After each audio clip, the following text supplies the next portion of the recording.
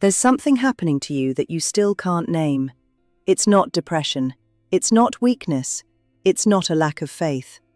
But somehow, the life you had built, the relationships, the certainties, the plans, began to seem too small for what you feel inside. And you don't know how to explain this to anyone, because on the outside, everything still looks the same. Only you know it's not. There is a phase in a woman's journey that rarely anyone describes honestly, because it doesn't seem like a blessed phase.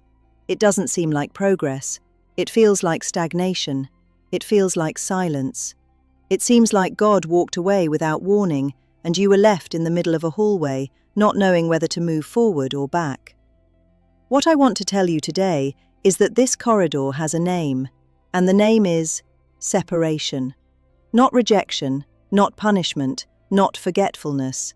Separation. God separating a woman for something that still has no form, that still has no words, that He has not yet fully revealed, and that demands, before any revelation, that she be emptied of everything she thought was necessary to survive. This hurts, and it is sacred at the same time. If you're in that place right now, this video is for you. The first thing that happens is isolation, which makes no sense. Not the kind of isolation that comes from a fight or a conscious choice. It's a silent, gradual isolation that seems to come out of nowhere. Friendships that simply cooled down. Environments that once seemed familiar now seem strange. Conversations that used to nourish you that now drain you. And you start to wonder, what is wrong with me? But here's what most people don't realize. Not all isolation is empty. Some isolations are laboratory. In Exodus 3, Moses was not in the wilderness for punishment. He had been there for decades when God finally appeared at the burning bush. The wilderness was not the end for Moses. It was the preparation. It was the place where God met him, outside the noise, outside the crowd, outside everything Moses thought he needed to have meaning. And it was in Jeremiah 1:5 that God said something that resonates with every woman who has ever felt separated for no reason. Before I formed you in the womb, I knew you. Before you were born, I consecrated you. God does not separate what He does not know. And when He separates, it's because He sees something that hasn't yet manifested itself, something that will only emerge in silence. The isolation you feel may not be about what you've lost. It can be about what is being cultivated within you as the distractions around you subside. Do not fill this space urgently. He may be exactly what God needed to speak.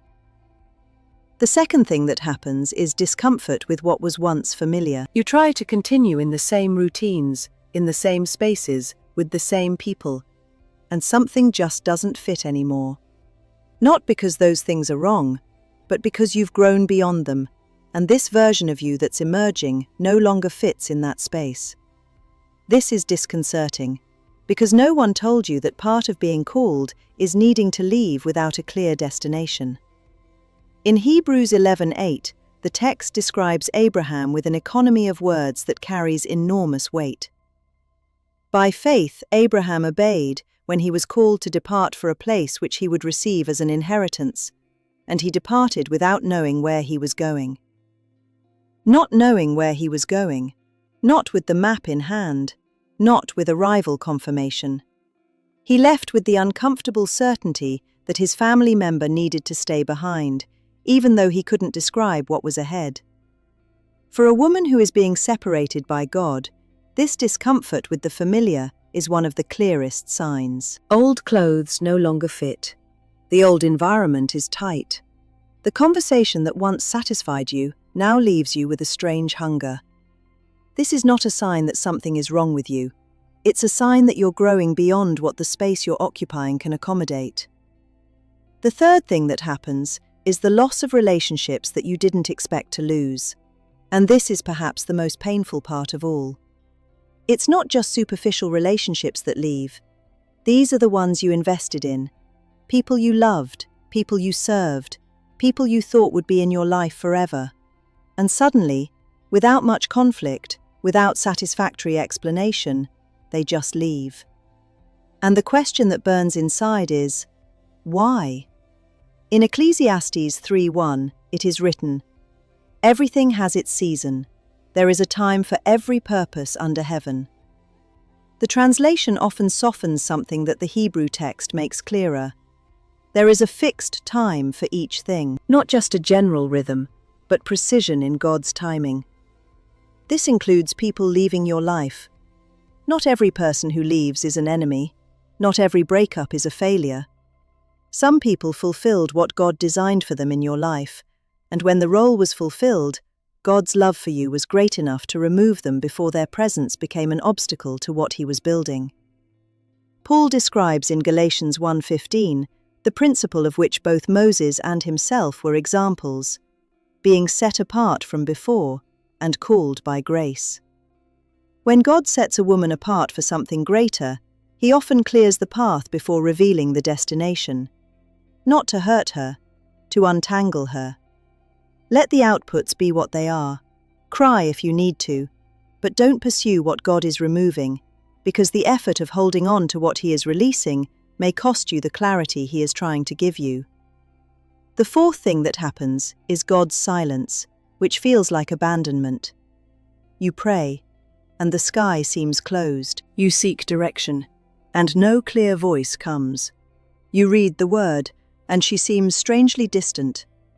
And then comes the most disturbing thought of all. What if I've done something wrong? What if He has walked away?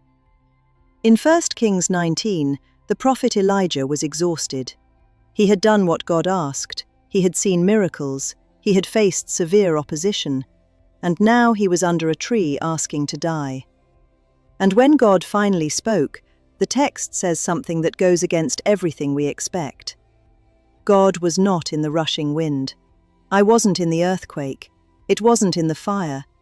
It was in a quiet, soft voice.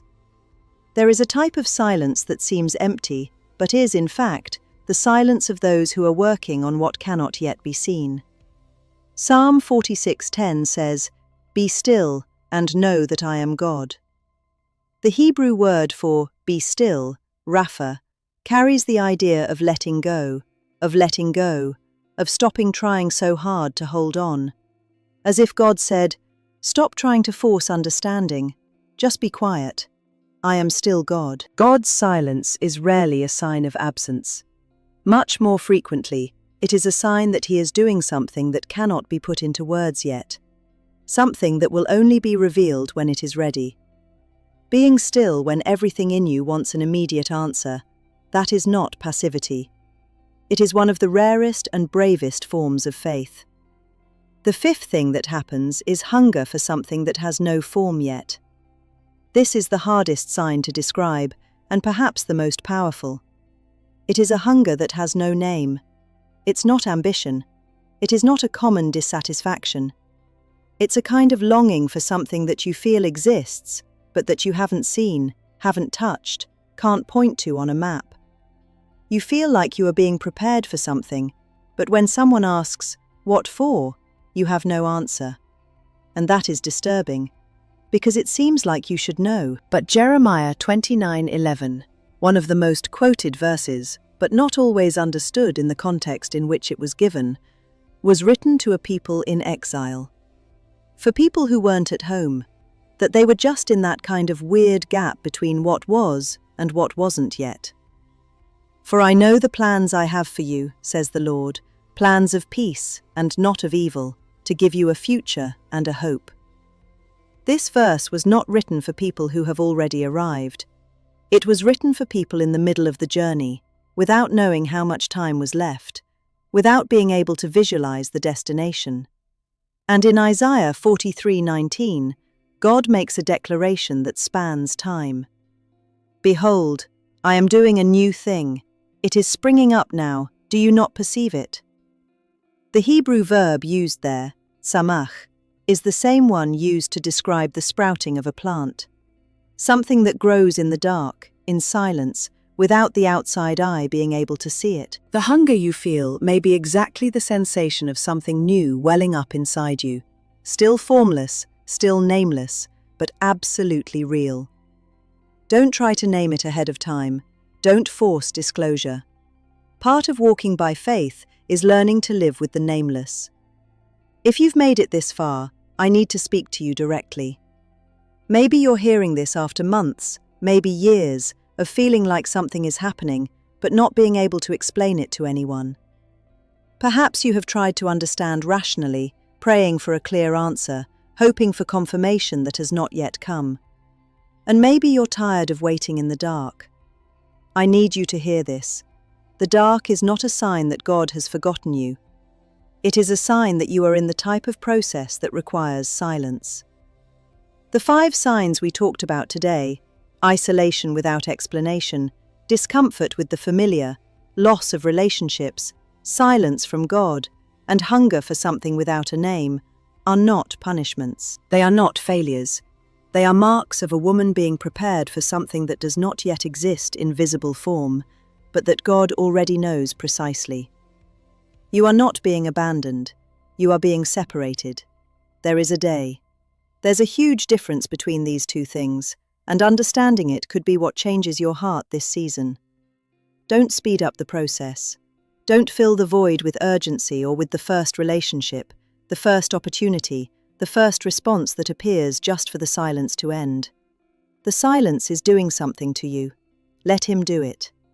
And when the new thing finally has a name, and it will, you will look back on that period and understand every part of the process. You will understand the isolation. You will understand the exits. You will understand the silence. And you will be grateful for not filling the space that God needed to work.